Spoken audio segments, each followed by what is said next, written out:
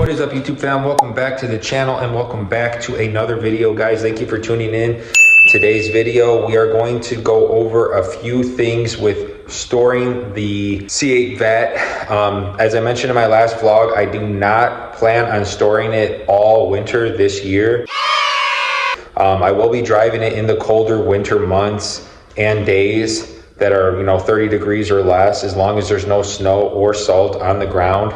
Typically with my C7 and my GT3 911 and the C8 last year, I did put it away for storage for November, December, and January, and I believe February actually. So we have a trickle charger for that. We got to make sure the tires are inflated much higher than what I would normally run them at, which is what we're going to do today. Going to run the discount tire, get those tires up to about a little bit over 30 PSIs. Right now they're sitting at 24, I believe, or 26, which is running low for the winter, especially if I'm not going to be driving it every other day or often now that it's getting cold and going to snow.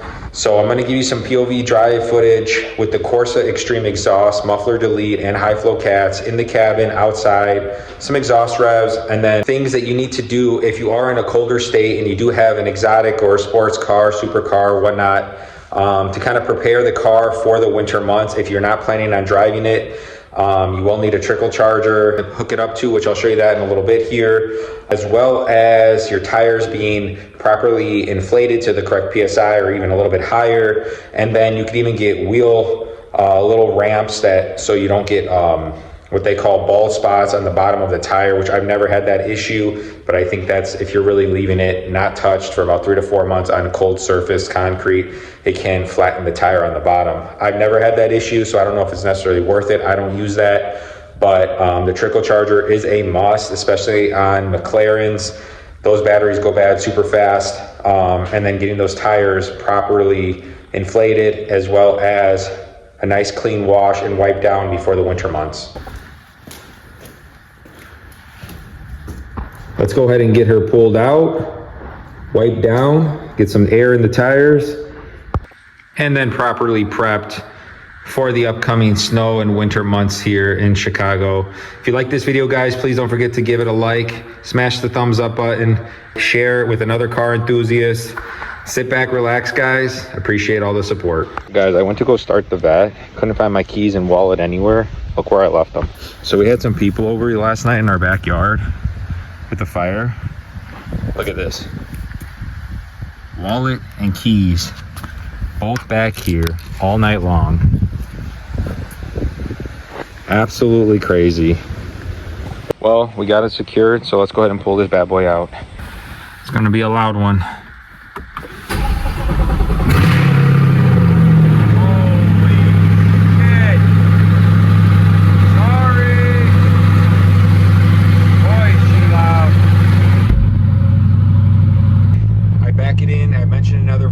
I backed this car in for that reason, so this way my neighbors do not get as much of the impact of that cold start.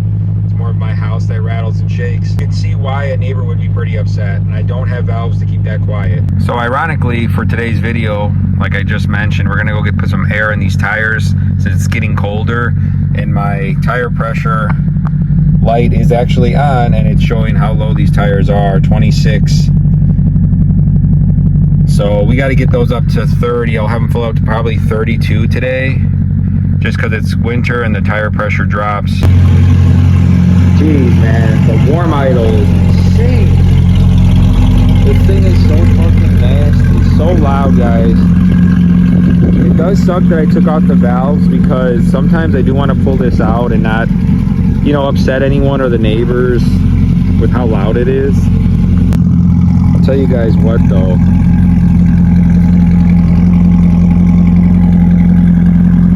The smell that this car has, because of kind of the straight pipes that I did, it's not for everyone. I personally love it, but I feel like long periods of time driving it, you will get a migraine or a headache, because, you know, too much carbon monoxide for sure.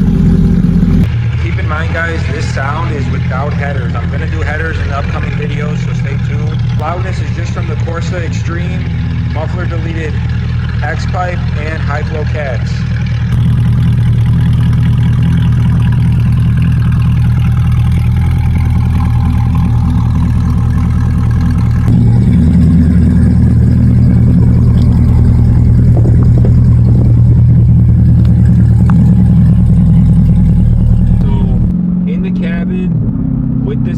Setup, there is a lot of drone, so I don't daily this car, so for me it's not a big deal, but you will need to crack the windows. Like even now it's only 30 degrees out, I have the windows cracked because there's too much vibration noise. I don't know if you're going to hear it on camera, if it picks it up, but that would be the only downside to doing like the straight pipe setup that I have. There's a lot of cabin noise. I mean, the outside sounds phenomenal. I'll give you guys clips of that in a second. But inside, it's pretty brutal without the windows down. But we're gonna head now to Discount Tire. I normally have an air compressor at my house, but it's broke, so we're gonna go there, have it filled up. I think the proper running temp on a C8 is 30 psi, but again, if it's going to be sitting and it's cold out, we are going to put it up to about 32. I think I'll tell them, compensates, you know, for the cold weather and whatnot. Yeah, so after driving it, the PSI reset itself and it's at 24 now, which is why that light is on, because that's running pretty low. I mentioned in other vlogs here, I run it lower, I think 26, 28 on these aftermarket wheels and tires, just to take on the bumps better, because the tire wall is so thin on these new tires. But the problem is when they're running this low, you could run into serious issues and bent rims and all kinds of things. So we're gonna go ahead and get that fixed right now.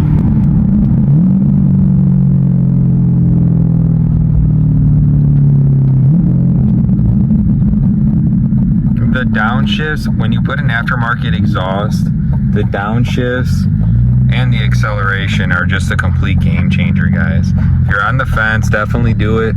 It will change the whole driving experience and really make this car feel like a sports car. Now guys, more recently I had you guys ask about my tints, because all around I have a 15% tint, so it's extremely dark, especially from the outside. You cannot see in, but you guys were curious about seeing out. So during the day, I'll show you again, the windshield looking out is fine. It is a tint over it, but you really don't notice. It's not hard to see. At night, it's a completely different story, and it's very hard to drive this at night. I don't often drive it at night just because that tint is so dark. But let me show you what it looks like. Obviously, during the daytime, it's not bad.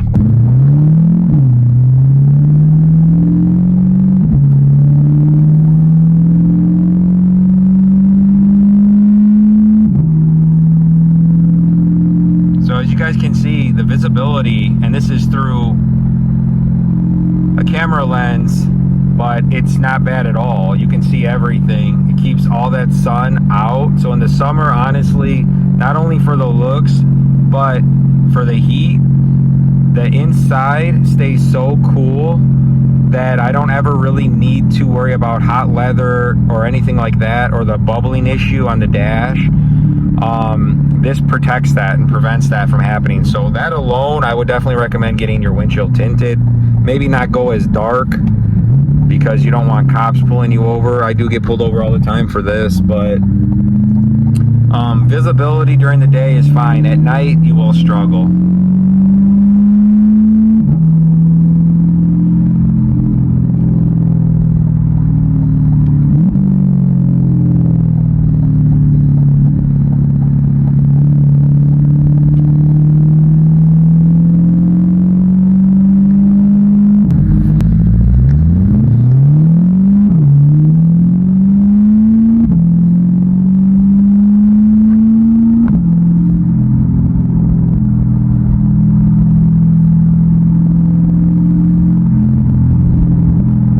Watch my last vlog. I went over the aftermarket wheels and tires that I have set up on my car. They're summer tires, and I run them a little bit lower because of how tiny and small that sidewall is. I don't want to get a bubble in the tire by hitting a bump, or a blowout for that matter. So they're running a little bit lower. It does take on those bumps and divots in the road with more ease. You just got to be wary of like bending your rim and stuff, but again, all comes with the driving experience and kind of the caution when you're taking a car of this magnitude out. However, because it's getting colder, we're gonna run it back to 30 psi. That's not high. I know people that run it at 35, 36, which is absolutely fine, but when you're on an aftermarket wheel setup like this, with the rim being bigger, and not so much tire, wall, you may run into more problems. So let me know, guys, in the comments, for the C8 owners that are watching, let me know what you guys run your tire setup as. If it's a stock setup, what PSI are you running it at? And if it's aftermarket, same thing. What size are your wheels? What size are the tires? And then what are you running it at? I would be curious to know if you guys have any issues running it a little bit higher with aftermarket wheels, because I have not done that, but I've heard horror stories doing so. Damn, guys, we're pulling in now, but look at the fucking line. Look at the line. It's wild. I guess this happens to a lot of people, I'm assuming, because normally when I come do this, a random day, I mean, there's one person max. We're counting how many here? 1, 2, 3, 4, 5 FedEx, and I think there's one up front of him. Crazy. I know this is a common issue in the winter, so it's not necessarily a surprise. It's just weird on a random weekday. There's this many people here to get their tires filled up. Shout out to Discount Tire, though, for doing this for free. For people that need it, actually need it, like the older people, when their tire goes flat or low, they patch it for you for free and they'll fill it up.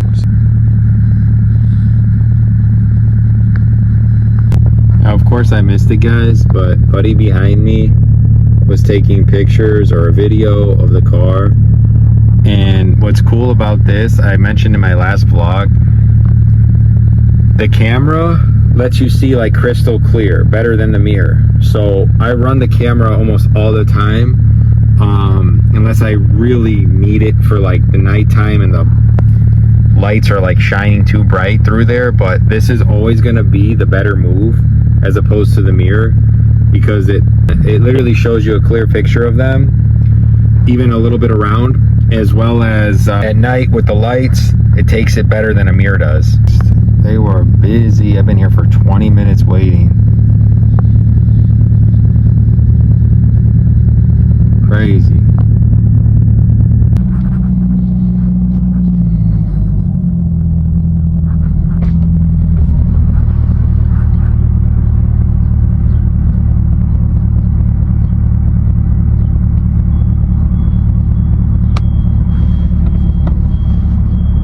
How you doing today? Hey, I just need these filled up to 30s. Yeah. 30 all around. 30 for your perfect. Do you mind just shutting off the vehicle? Well, we had to turn it off. Not sure why, but we'll get a little warm start after this. I know they check other stuff out as well. I did want it on to see how it filled up, but that's all right.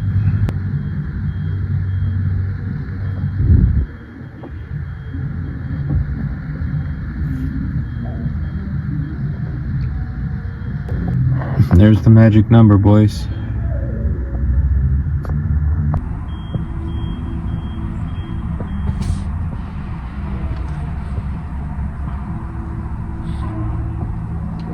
front tires are all about 26-ish. So I got them all set to 30 for you. You're all good to go there. Tires are in phenomenal shape still. Thank you, appreciate it, boys. We got the tires good to go here.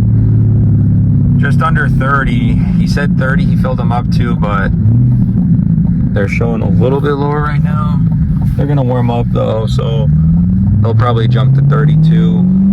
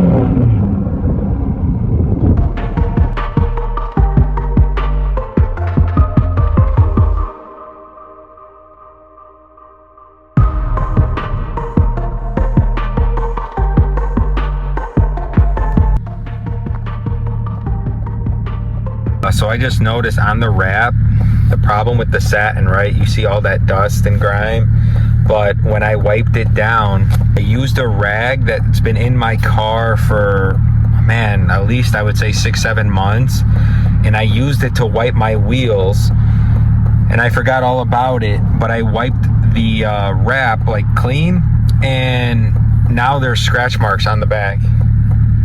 All on the back, like trunk part. I'll show you guys when I get out.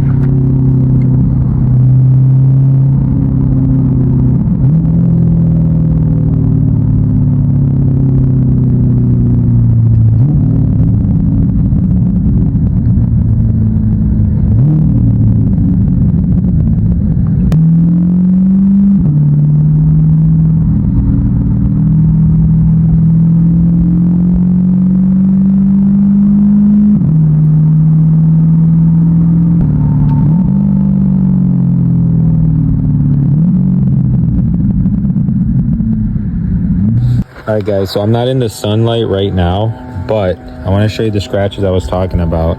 If you guys look right in here, those are scratches.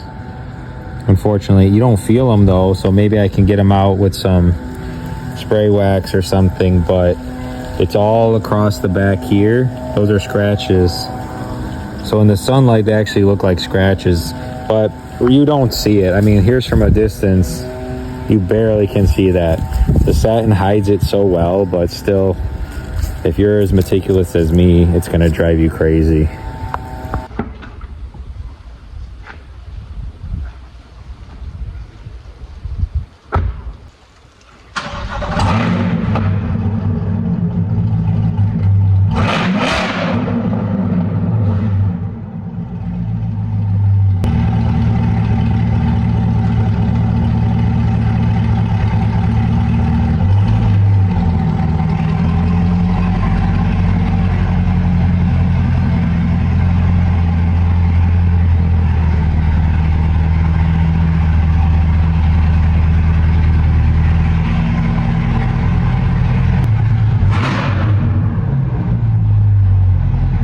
I mentioned in the beginning of this video, I want to show you guys what the trickle charger looks like.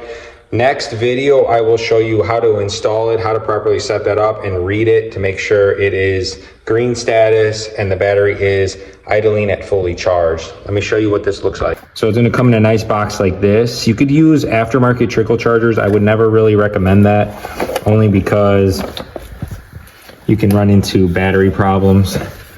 And then the one specific for the Corvette, you'll see has the Corvette logo like here, and then it looks like that. You could reset it if need be, and then these options here are all different statuses of your battery. So completely dead, charging, almost full, fully charged, and those will light up, which you'll see in the next video where I plug this in and how to get it properly charging from the outlet in your wall. So thanks for watching today's video, guys. If you did like today's video, guys, please don't forget to smash the thumbs up button. It helps. I appreciate each and every one of you. Stay tuned for the next video on the trickle charger and getting it prepped for winter. Peace.